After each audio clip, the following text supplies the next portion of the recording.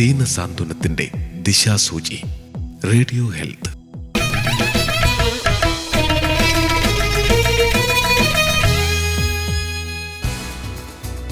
നമസ്കാരം. എല്ലാ ശ്രോതാക്കൾക്കും റേഡിയോ ഹെൽത്തിലേക്ക് സ്വാഗതം. ഇന്നലെ ജൂൺ 21 അന്താരാഷ്ട്ര യോഗാ ദിനമായിരുന്നല്ലോ. ഭാരതത്തിൻ്റെ പൗരാണിക പാരമ്പര്യം ലോകത്തിന് നൽകിയ ഏറ്റവും വലിയ സമ്മാനമാണ് യോഗ. കേവലം കുറച്ച് ശാരീരിക വ്യായാമങ്ങൾ മാത്രമല്ല യോഗ, മറിച്ച് അത് നമ്മുടെ ശ്വാസത്തെയും ചിന്തകളെയും നിയന്ത്രിക്കുവാനും ആന്തരിക സൗഖ്യം നൽകാനുമുള്ള ഒരു ജീവിതചര്യയാണ്. തിരക്ക് പിടിച്ച നമ്മുടെ ഈ ജീവിതത്തിൽ മനസ്സിനെയും ശരീരത്തെയും ശാന്തമാക്കുവാൻ, നമുക്ക് ചുറ്റുമുള്ള പ്രകൃതിയോട് നമ്മെ ഇണക്കിച്ചേർക്കുവാൻ തീർച്ചയായും യോഗയിലൂടെ സാധിക്കും. അന്താരാഷ്ട്ര യോഗാ ദിനത്തോടനുബന്ധിച്ച് ഈ വർഷത്തെ യോഗാദിന പ്രമേയത്തെ ആസ്പദമാക്കി തിരുവനന്തപുരം വിളപ്പിൽശാല ആയുഷ് ആയുർവേദ NHM PHCയിലെ medical officer doctor Smitha S Shivan നടത്തുന്ന പ്രഭാഷണം കേൾക്കാം. നമസ്കാരം. ആരോഗ്യകരമായ വാർദ്ധക്യം അഥവാ യോഗ ഫോർ ഹെൽത്തി ഏജിംഗ് എന്നുള്ളതാണ് ഈ വർഷത്തെ പ്രമേയം. അതായത് വരുംകാല ജീവിതത്തിലെ ആരോഗ്യത്തെ മുൻനിർത്തി വേണം നാം ഇന്ന് ജീവിച്ചു തുടങ്ങുവാൻ എന്നുള്ളതിനെയാണ് അത് നമുക്ക് മനസ്സിലാക്കി തരുന്നത്. ജീവിതശൈലിയോടൊപ്പം ആരോഗ്യരംഗവും ആധുനികവൽക്കരിക്കപ്പെട്ടുകൊണ്ടിരിക്കുന്ന ഈ കാലത്ത് ഒരുപക്ഷെ സമൂഹത്തിൽ ചികിത്സയേക്കാളേറെ ചർച്ച ചെയ്യപ്പെടുന്നത് രോഗപ്രതിരോധ ഉപായങ്ങളെക്കുറിച്ചും ആരോഗ്യ സംരക്ഷണ മാർഗങ്ങളെക്കുറിച്ചുമാണെന്നത് ശ്രദ്ധിക്കപ്പെടേണ്ട വസ്തുതയാണ്. നമ്മുടെ സമൂഹത്തെ ഭീതിയിലാഴ്ത്തി കോവിഡും ഷിഗല്ലയും നിപ്പയും പോലുള്ള പലവിധ രോഗങ്ങൾ ആരോഗ്യരംഗത്തിന് തന്നെ ഭീഷണിയായി ഉയർന്നു നിൽക്കുന്നു. ഓരോ പകർച്ചവ്യാധിക്കും രോഗത്തിനും പ്രതിരോധ ഔഷധങ്ങളോ വാക്സിനുകളോ വികസിപ്പിക്കുക എന്നതും അത് ജനങ്ങളിൽ എത്തിക്കുക എന്നതും ഇത്തിരി ബുദ്ധിമുട്ടുള്ള ഒരു കാര്യം തന്നെയാണ്. ഇതിനായി പ്രായോഗികമായും ഫലപ്രദവുമായ മാർഗങ്ങളെക്കുറിച്ച് നാം ചിന്തിക്കേണ്ടിയിരിക്കുന്നു. ശരീരത്തിന്റെ സ്വാഭാവിക പ്രതിരോധശേഷി വർദ്ധിപ്പിച്ച് ആരോഗ്യപൂർണമായ ജീവിതശൈലി പിന്തുടരുക എന്ന ആശയം ഇവിടെയാണ് പ്രസക്തമാകുന്നത്. ഇതിനായി അനേകം കാര്യങ്ങൾ ശ്രദ്ധിക്കേണ്ടതുണ്ട്. പരിസര ശുചീകരണം, ആരോഗ്യകരമായ ഭക്ഷണശൈലി, മനസ്സിനും ശരീരത്തിനും ശരിയായ വ്യായാമം എന്നിങ്ങനെ പല വിഷയങ്ങൾ പ്രാധാന്യമർഹിക്കുന്നു. യോഗ പരിശീലനത്തിന്റെ പ്രാധാന്യം ഏറുന്നതും ഇവിടെ തന്നെയാണ്.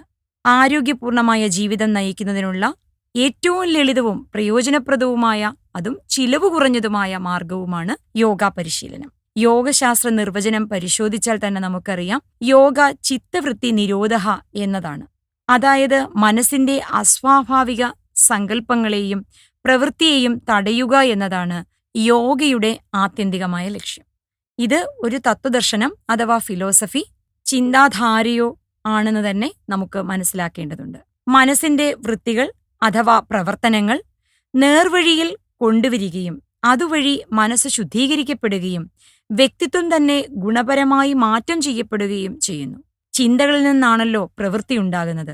സംശുദ്ധ വ്യക്തിത്വമുള്ള വ്യക്തിയുടെ സ്വഭാവത്തിലും പ്രവൃത്തിയിലും അത് പ്രതിഫലിക്കുക തന്നെ ചെയ്യും. ഇപ്രകാരമുള്ള വ്യക്തി ചിട്ടയോടെയുള്ളതും ഹിതമായതും അതായത് ശരിയായതും മിതമായതും അതായത് ലളിതമായതും ജീവിതശൈലി പിന്തുടരുകയും ഈ ഒരു വ്യത്യാസം അവരുടെ പ്രവർത്തന മികവിലൂടെ പ്രതിഫലിക്കുകയും അതാണ് യോഗയുടെ ഫലമായി പറയപ്പെടുന്ന കർമ്മകുശലത, അതായത് എഫിഷ്യൻസി അറ്റ് വർക്ക് എന്നൊക്കെ നാം പറയുന്ന ഇതുതന്നെയാണ് ഭഗവത്ഗീതയിൽ നാം കേൾക്കുന്ന യോഗഃ കർമ്മസു കൗശലം എന്ന ശ്ലോകത്തിലൂടെയും നാം മനസ്സിലാക്കേണ്ടത്.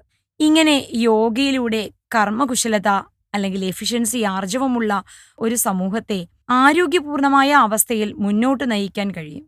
ഇവർ ഏർപ്പെടുന്ന മേഖലകളിൽ പ്രവർത്തനക്ഷമതയോടൊപ്പം ശാന്തിയും സമാധാനവും പ്രദാനം ചെയ്യും.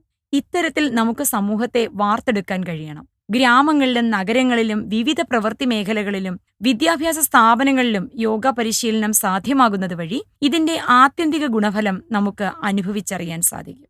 ഇവിടെ പ്രത്യേകം പ്രാധാന്യം അർഹിക്കുന്ന ഒരു കാര്യം മതപരമായ വിശ്വാസത്തെക്കുറിച്ചാണ്. ഒരിക്കലും യോഗ പരിശീലനം ഒരു പ്രത്യേക മതവിശ്വാസത്തെ അനുകൂലിക്കുന്നതോ പ്രതികൂലിക്കുന്നതോ അല്ല.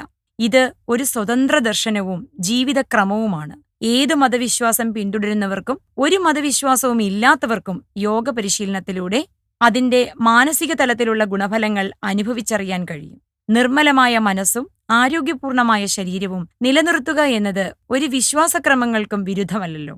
ഇനി രോഗപ്രതിരോധത്തിലേക്ക് വരാം. പ്രധാനമായി 2 വിഭാഗങ്ങളിലാണല്ലോ രോഗങ്ങൾ നാം സമൂഹത്തിൽ കാണുന്നത്. ഒന്നാമത്തേത് വിവിധതരം പനികൾ ഉൾപ്പെടെയുള്ള പകർച്ചവ്യാധികളും, രണ്ടാമത്തേത് ജീവിതശൈലീജന്യ രോഗങ്ങൾ ഉൾപ്പെടെയുള്ള പകർച്ചേതര വ്യാധികളും. ഇവ കൂടാതെ ജനിതകമായ വൈകല്യങ്ങൾ കൊണ്ടും രോഗങ്ങളും, മാനസിക രോഗങ്ങളും, മാലിന്യജന്യ രോഗങ്ങളും, പോഷകക്കുറവ് സംബന്ധമായിട്ടുള്ള രോഗങ്ങളും ഒക്കെ തന്നെ സമൂഹത്തിൽ നിലനിൽക്കുന്നുണ്ട്. ചുരുക്കത്തിൽ പലവിധ രോഗാണുക്കളുടെയും രോഗകാരണങ്ങളുടെയും നടുവിൽ നാം ജീവിക്കുമ്പോൾ നമ്മുടെ ശരീരവും മനസ്സും രോഗപ്രതിരോധ സജ്ജമാക്കി നിർത്തുക എന്നത് മാത്രമേ രോഗം വരാതിരിക്കുവാൻ മാർഗമുള്ളൂ.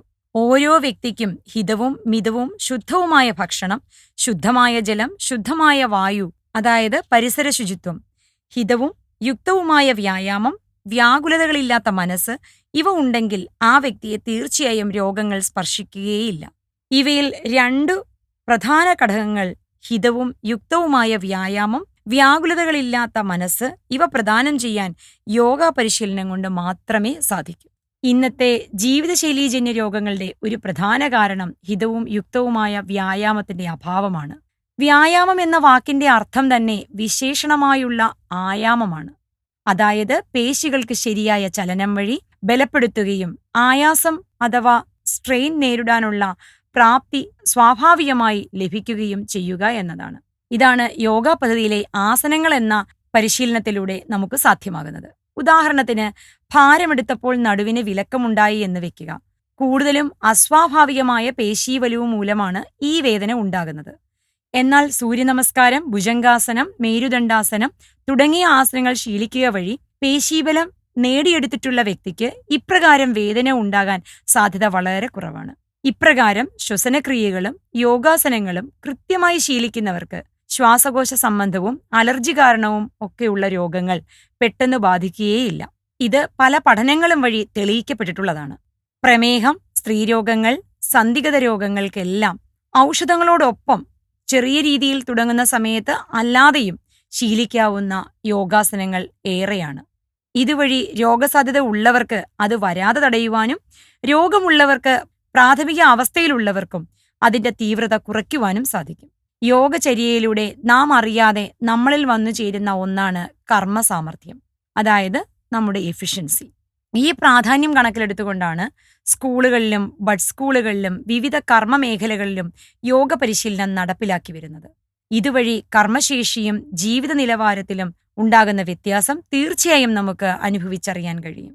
യോഗശാസ്ത്രത്തിൽ 8 വിഭാഗങ്ങളിൽ ആസനങ്ങൾ എന്നത് ഇന്ന് ഏറ്റവും അധികം പ്രചാരത്തിലുള്ള ഒരൊറ്റ വിഭാഗത്തിന്റെ ഗുണഫലങ്ങളെക്കുറിച്ച് മാത്രമാണ് നാം ഇതുവരെ പറഞ്ഞത്. ആസനങ്ങൾ കൂടാതെ യമനിയമാദികൾ, പ്രാണായാമം എന്നിവ നാം ബാഹ്യമായി അനുഷ്ഠിക്കേണ്ടവയാണ്. ഇതിൽ യമനിയമാദികൾക്ക് പ്രാധാന്യം ഏറെ കൊടുക്കേണ്ടതുമാണ്. അതായത് അഹിംസ, സത്യം, ശുചിത്വം, ഈശ്വര സമർപ്പണം എന്നിവയെല്ലാം പറയുന്നത് യമനിയമാദികളിലാണ്. ഇത്തരം ശീലങ്ങൾ വഴി മനസ്സിനെയും പ്രവൃത്തിയെയും നന്മയിലേക്ക് നയിക്കുക എന്നതാണ് യോഗയുടെ ലക്ഷ്യം.